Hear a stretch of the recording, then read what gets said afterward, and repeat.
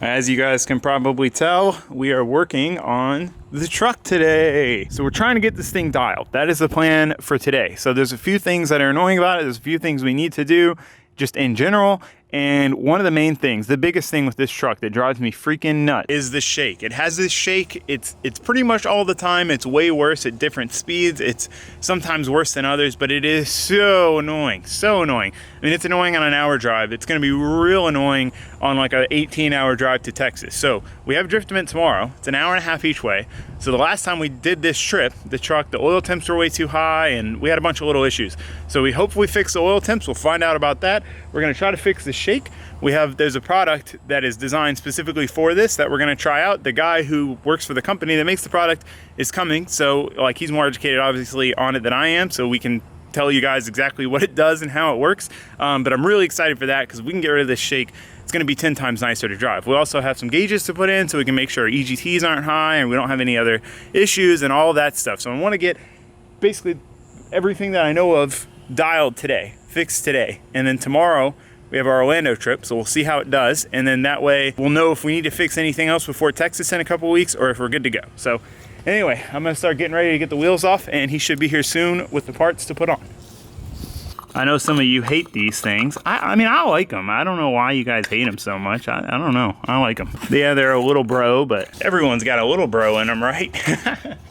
I don't know. Maybe I'll change them out one day for like some normal ones, like the cylinder ones. But for now, I like the spikes. I'm digging the spikes. I'll get sick of them one day, okay? I will, I promise. It's crazy how big these lug nuts are compared to like, well, it's like truck lug nuts are really big compared to car lug nuts. And then these are like, obviously next level big because they're meant for a semi. So we got Bob here from Centromatics. He's been schooling me on this stuff a little bit. So we've got this drill with an uneven weight. So check this out. So you can see. This wheel's out of balance because of this bolt. It's heavier on this side than this side. And as the wheel spins, the centrifugal force of this bolt being heavier is pulling off axis because this side's heavier than this side. So when it spins, it's constantly battling. You can see how bad it's shaking. Pulled off center. Okay. Now what Centromatics do is when you put this is just a demonstrator. This is what's you've got big ball bearings in this here, but actually what's in the Centromatics are smaller beads. Can you see those? Yeah. Can you guys see that? You can probably see it. It's a bunch of little tiny beads. In oil. In oil. Okay. That's what's inside the ring on the Centromatics. And you said that'll balance it to within a 1/10 of an ounce. That's insane. That's so crazy. Permanently. So now when we spin it, we got the Centromatic on here. Even though that bolt's still on there, making it out of balance. Now when we spin it, wow, it doesn't vibrate at all. That's crazy. That's what the Centromatics do on their trucks. That's such a good visual representation. Because I mean, you literally just saw it go from completely out of balance to completely smooth. It's not vibrating at all. That's crazy. Wow. So yeah, that's what we're using on the truck because we've just been discussing this. We actually had a long conversation about all sorts of stuff. But basically, in my experience, every truck I've had, stock wheels or not, but obviously it gets worse when you go to aftermarket wheels because they're heavier. There's more weight to be out of balance. I've had them road force balanced. I've had everything. Every single one of them has still had a shake. Every single one because when you're balancing the wheel, you're not balancing everything. You're not balancing the rotor. You're not balancing the hub. You're not balancing the studs. There's always other stuff that can have weight in the wrong spots and not be perfectly balanced. So the Centromatic, no matter what, it ends up balancing it out. It does it every time. It's not a fixed thing. So if let's say you change the tire and there's different weight somewhere else, it'll just adjust and compensate. That's right. Constantly. Every revolution. Yes. Every revolution. That's so cool. I'm so excited to get these on because, like I said, this shake is annoying. If you've ever had a truck with aftermarket wheels and any bit of shake, it is annoying. It is incredibly frustrating and it wears your tires out and does all, you just don't want it. So this is our solution. So I guess we'll show you what the actual part is that's going on the truck. It's obviously a little bigger than that. Yeah, I'll grab those out. But same concept. It's doing the same thing, smaller BB, so it's more precise, I would assume. That's right. Because they can go to a bunch of different spots. This is what enables it to balance within 1/10 of an ounce. Right. Being that small. Right. So because you have basically a finer amount of weight adjustment. Yes. Okay. Right. That makes sense. Yep. All right. Let's do it.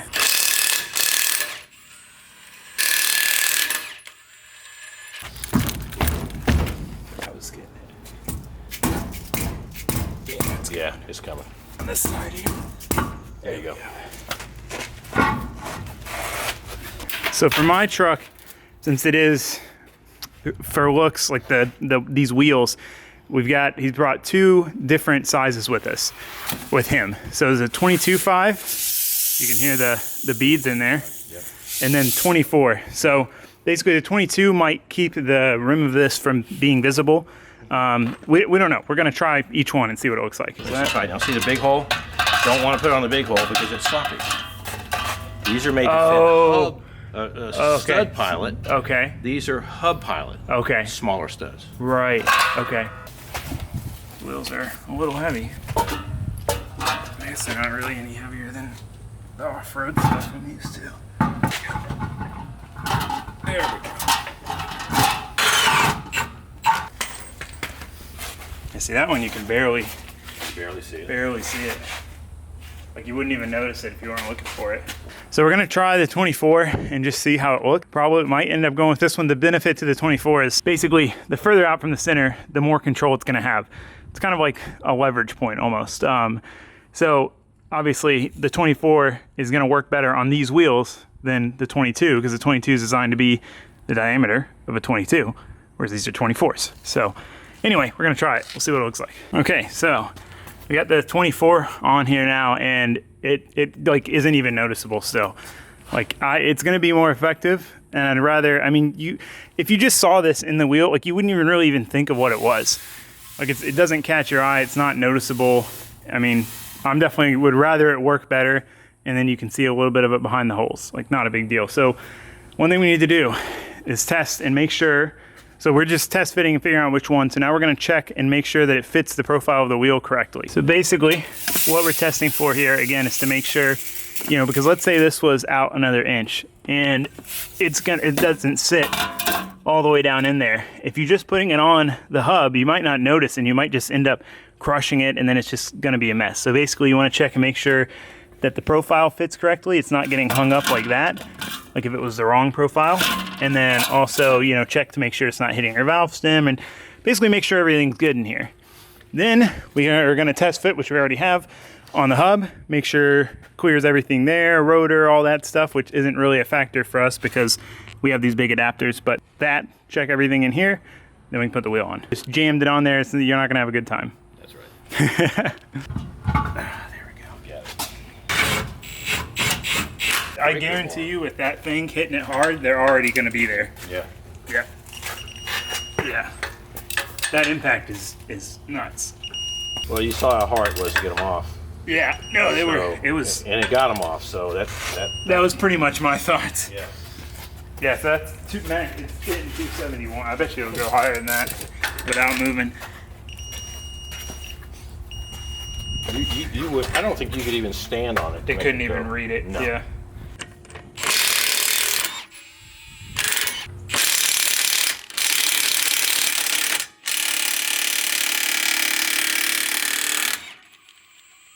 Well, now we got her down to 3. This one's really cool too because normally when they're really strong, as soon as they break loose, it just comes flying off. Right. This one, once it breaks, it goes super slow. It actually changes. Yeah. Oh, no, it's super cool. super handy. Cool. Oh, we got it. Oh, that was good. There we go. I didn't mention on the last one, you want to take the wheel weights off when you do this. So, you want to give them the quick explanation you gave me?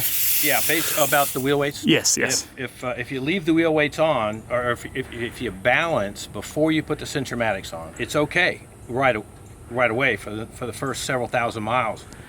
But it will eventually begin to vibrate because when you balance with wheel weights, it's a temporary balance. Things change. Tire wears, the rotor wears, okay? So, and it's only balancing the wheel and the tire. It's basically balancing the whole assembly, which it was designed to do. Right, right. But now it has to account for even more weight. Even more out of balance by those weights being in the wrong place. So it's best just to take all the wheel weights off. Don't pre-balance. No rebalancing required. Put the centromatics on and forget about it. Okay. You never have to balance it. Right, right. So yeah, we're taking our wheel weights off. And I'm gonna put this one on. We'll check it and just make sure it's good too, and then everything clears correctly.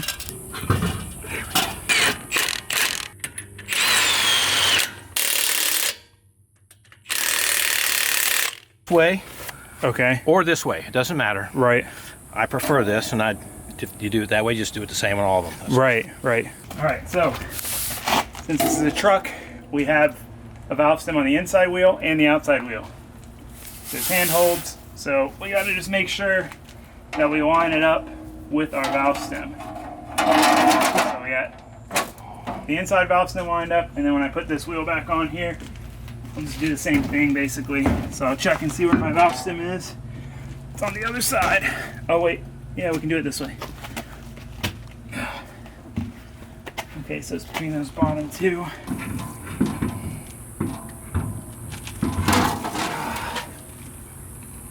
All right, we got it. Now we just put it all back together. Those are super easy. The worst part is just taking the lug nuts off.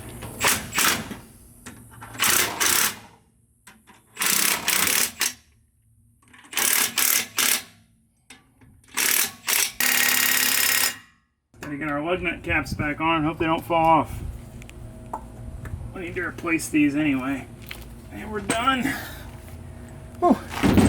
That wasn't bad at all. If you guys can see. Oh yeah, you can see it. See it right there in the center?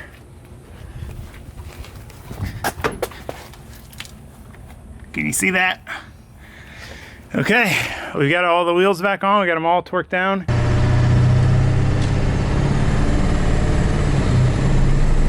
That's like NASCAR.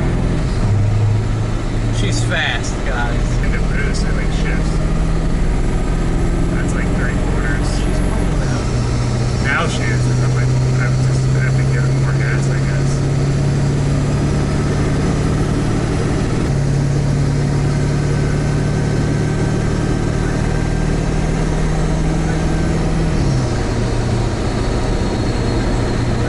But now it's super smooth. Like it feels like a freaking pedal right now. Sometimes with imbalance there's a resonance. You know, I'm sure you understand resonance. Right. But it's like a certain frequency, basically. Yeah, right.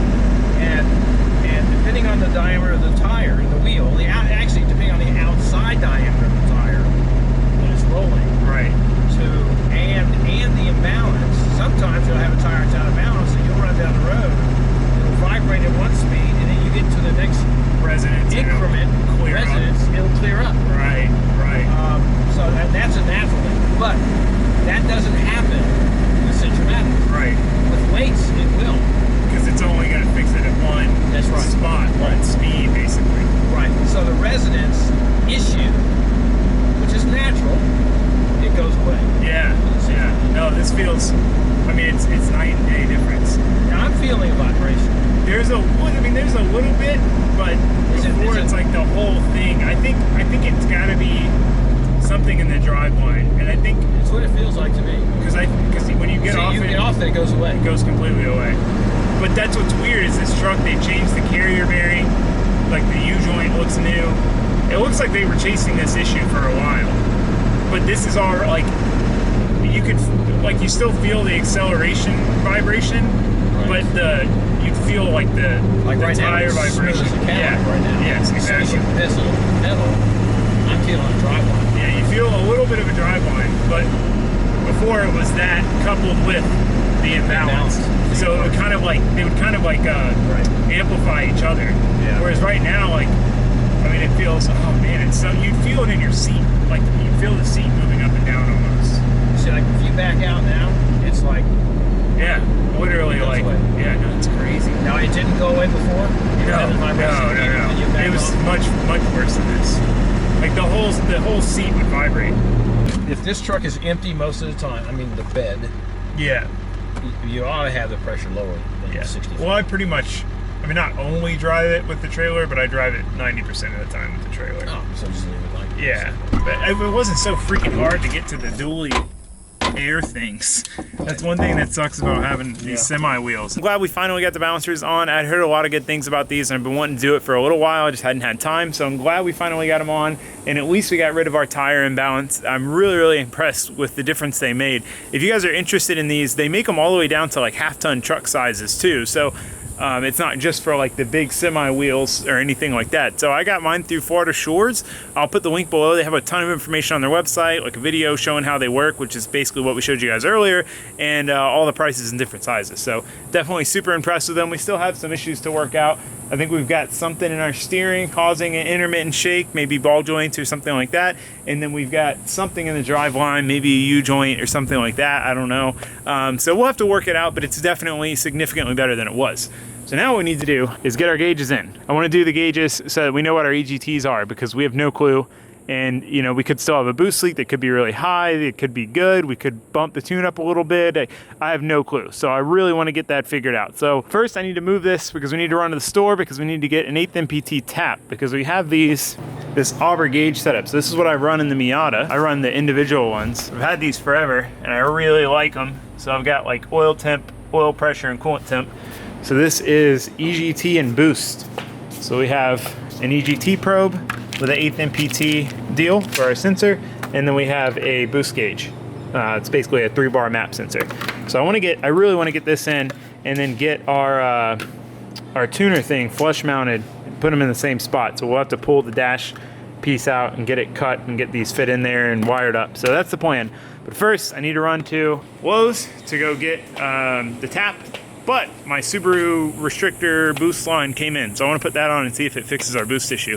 See if our boost control will actually control our boost now. So gotta move this out of the way, bring the Subaru over here, get that on, then we'll go test drive it and go to the store. All right, we got our new line in. I need to hook up my cob real quick. And I got a Tomei shift knob. I'm pretty happy with it. I like it. Did it get loose on me? What the hell? Thought I'd tighten this as much as possible, maybe because it got hot. Anyway, got a Tomei shift knob. I like it. I like it a lot. I like it a lot better than the stock one. So anyway, let's see what happens here with our new boost controller situation installed. If you guys haven't been along for the ride, we've been messing with this thing like every video. I'm loving it though. I'm loving driving this thing around. But anyway, basically, we put a T in to bleed the boost, but there's this thing has a factory boost controller. So there's like a restrictor pill, which I didn't have, so I got the right factory line with the boost restrictor pill and all that stuff. So we're gonna see if we can hit our target boost. Wish me luck.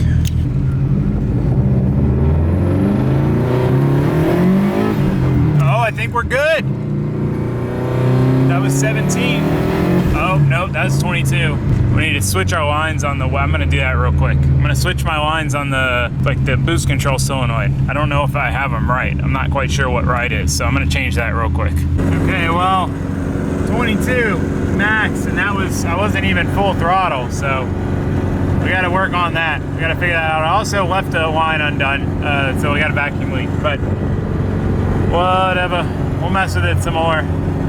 Just keep trying different stuff, and we'll get it right eventually. Look at that shift knob.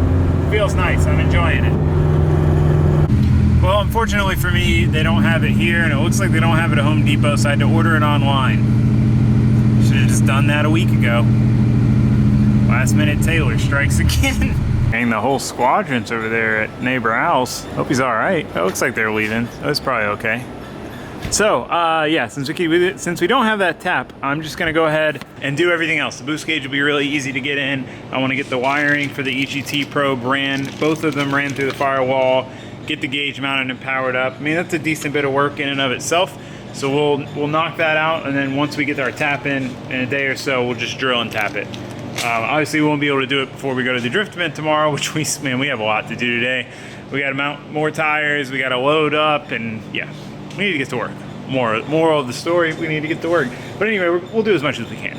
So what I'm unsure of is how this radio comes out. I don't know if it just slides out, because trying to take this whole piece off with the radio in is just like not happening.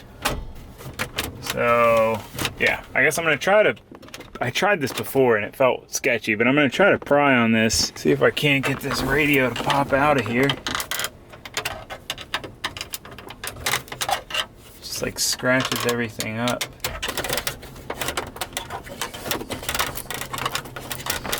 All right, well, I just sent it and I think we're good. Ta-da! Got it out. Hell yeah. That was like my biggest concern with this. We got it. I think I'm gonna pull the radio, or try to. There's some tabs on the back, so when we reinstall this, we don't have to fight with the radio. But yeah, so we're gonna mount this guy probably to the right here so we can see it better. So like that there, and then our tune switcher right here should fit perfect. So we gotta mark our holes and start drilling, or well, cutting, and get this stuff cut out. So first, let me get this radio out. See how hard that's gonna be. I don't know, man. I don't know if you can get that out without breaking stuff.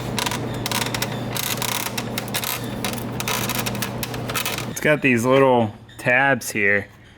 They're just really tight. I'm gonna try a little harder to get it out. Worst case, we'll put it back in like this. I just think it'll be a lot easier if we can just pop the radio in once we get the dash piece in. All right, radio is out. That was a really, really tight fit, man. It took pick, screwdriver, prying from both sides. I got it though. We got it, so that's good. So yeah, now I'm gonna mark and cut my hole, and then we'll go figure out where we're gonna get our wiring from for both. Well, just for this. We have our ribbon cable already ran for this, so we're already basically right where we need to be with that. But we do need to pop this guy out because we have a flush mount bracket for this. This is our flush mount for our Hydra. We also got this from Riff Raff Diesel, which is where we got our Hydra from. But anyway, this obviously will recess in there. Oh, that was sketchy. We're gonna have to try to make the hole really tight so it stays in. Otherwise, we'll have to secure it somehow from the back. But try to get it as tight as possible. So I'm gonna lay both of these out and mark where they're gonna go.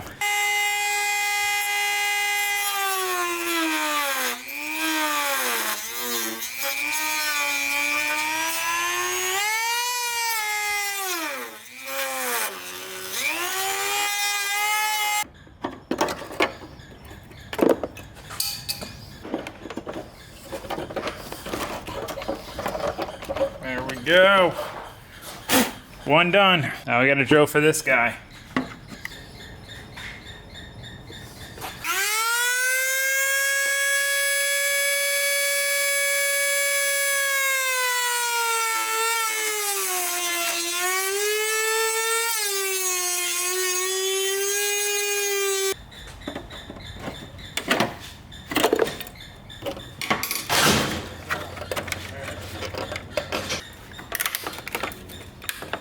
Check it out, it's done. So I was gonna center them center this one originally, but for this one, I want some room for the cable to go up because there's like another plastic piece here, so I don't want to like pinch the cable. But the main reason is so I can add another single auger gauge here down the road if I need to do one for like coolant temp or oil pressure or something like that. So just leave myself a little room to expand here. But got this one in. Sweet. So we need to just start getting to wiring it up and running the wires for our gauges through the firewall. So I want to get both sets of wire. I want to get basically everything hooked up, like I said. So this gauge be operational, just not put in the exhaust yet. That's my plan. I think I found a spot back here to run the wiring harness through.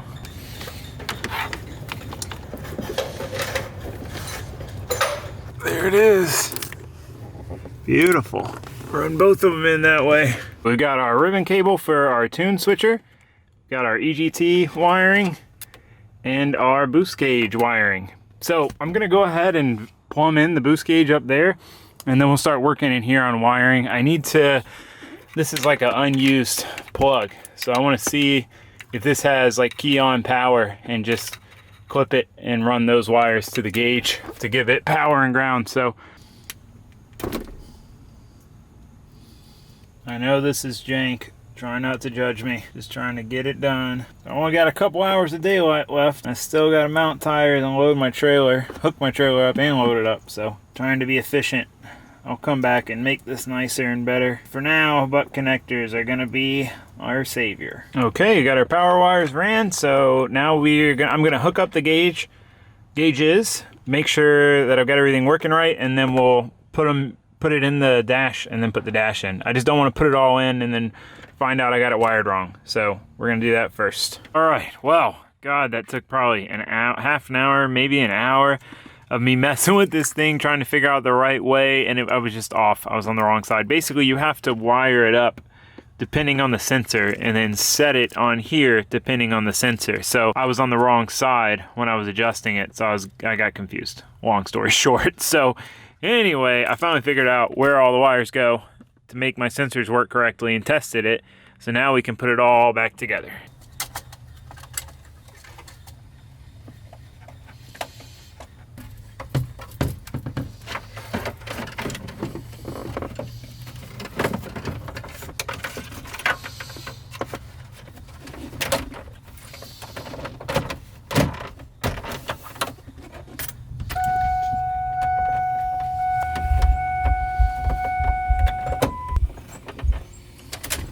Alright, we got all that done.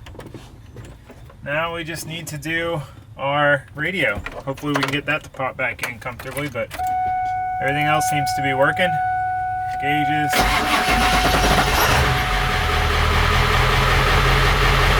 No! No, we lost the gauge wire.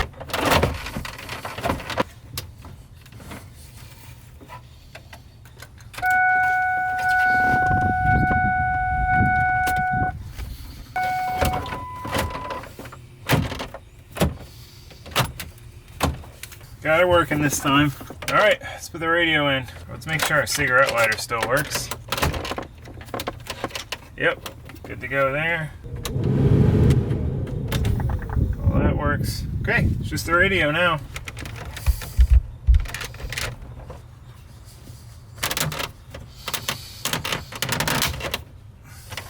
All right, check it out. Sweet. Oh, sorry, dropped you guys. Look at that. Got our gauge.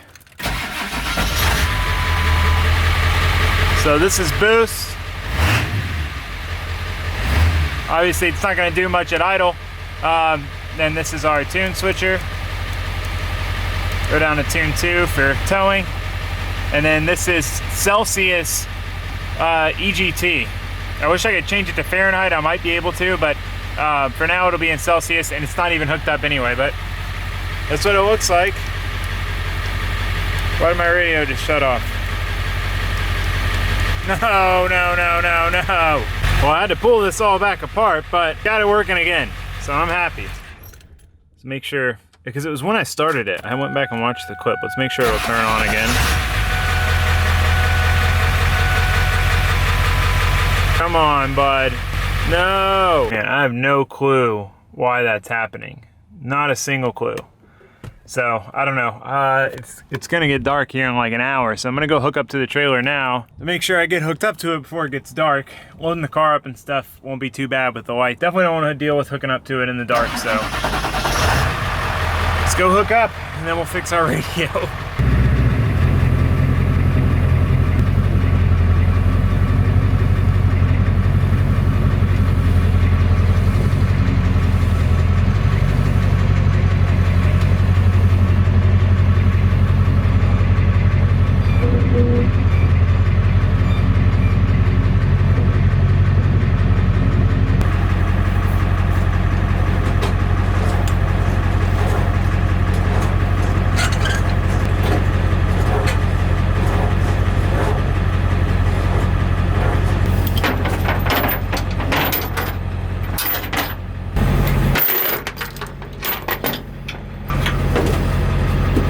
The camera never captures this kind of lighting. It's not quite that yellow, but dang, look at this.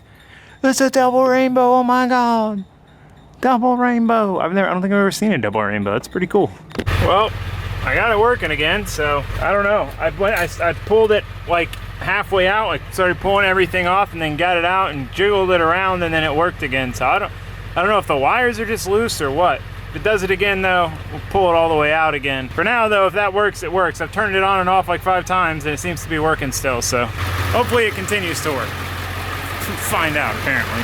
So now, it is time to load up.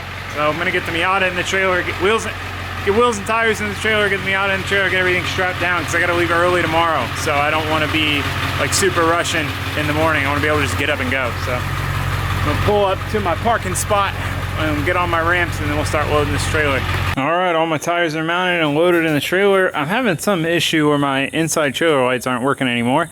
I have a 6 to 7 pin adapter. I thought that was it, but I plugged it into the 7 pin and it's not working either. So I don't know if it's something with the trailer wiring or with the truck, but I'll figure that out later. For now, I need to get the car in the trailer.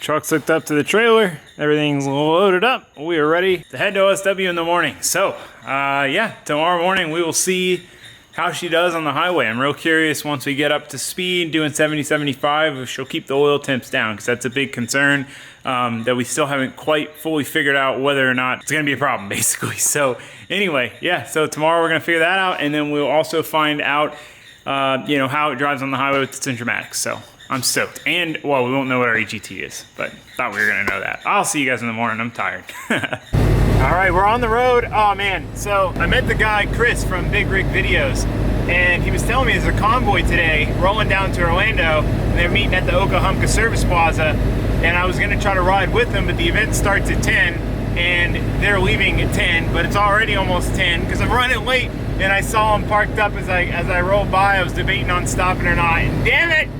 I should have stopped, man. I love big rigs, and there's so many cool ones that would have been dope to roll out with those guys. But anyway, you know, we're running low on time, so I'm just trying to get down there.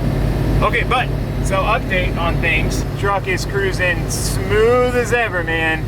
These Centromatics are killing the game. Like, this thing is riding so good right now. It feels like glassy smooth. I've still got some sort of steering shake only at like 55, and like 62 or something, but other than that, like good. And then oil temps, we're just now about to hit 220. So last time we made this drive, probably back before that Service Plaza, or I think somewhere in this range, we were at 250. So I think we definitely made an improvement for sure. And we got a little more stuff this time too. So anyway, so far so good. 216 right now, highest we've seen is 221, I think, and that was pulling up a pretty long grade, like lugging it because we got stuck behind a slow person. So we're doing great in comparison to before. Like drastically improved our issues. So that is super, super exciting to finally have that done. Obviously there's always more work to do. There's still stuff we gotta tinker with and fix and get dialed, but we're getting there one thing at a time, man. One thing at a time, and it's getting a lot better. I'm really stoked. All right, well, we made it out here. The truck did great. Still got some sort of a vibration sometimes and a little bit of a steering wheel shake. That's something in the front end, but otherwise, I mean, really, really good. We might have a boost leak still somewhere. I don't know, it's hard to tell. We gotta, like I said, there's gonna be more tinkering to be done, but as a whole, it is drastically better than it was before. It's doing really good.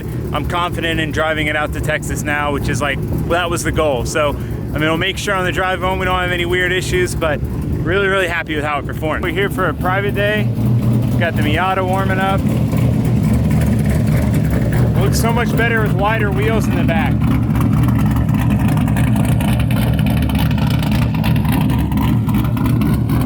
Filled her up with fuel. I'm just letting the car get warmed up and then we're gonna go out. It's a little wet. I think, I can't really say what the weather's gonna do because I don't know. It's either gonna stop raining and dry up or it's gonna drizzle all day. See how it goes. So we're going out, just do a couple solos and see how the layout is.